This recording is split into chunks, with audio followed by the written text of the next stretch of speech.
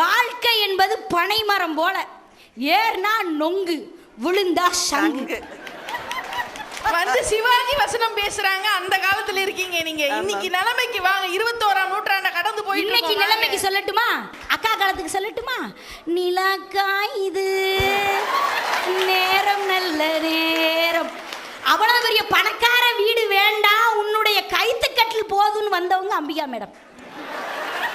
உண்மையா? சகலகலாவல்லவன் படத்தை பத்தி சொல்றாங்க, என்ன பத்தி சொல்லல. மாமியாரை பத்தி வந்து ரொம்ப குட்டி பிள்ளையே இவ்வளோ பேசுனா, இவ்வளோ பெரிய அக்கா எவ்வளோ பேசுவேன்.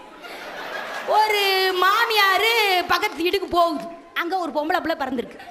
இந்த அம்மா சும்மா கிடக்காது, வாயை வச்சுக்கிட்டு அங்கே போய் கேட்கும், ஓ மருமக 2 வருஷம் சும்மா இருந்தா இப்போ பிள்ளை பத்திருக்காளாமே, என்ன பிள்ளை பத்திருக்கா?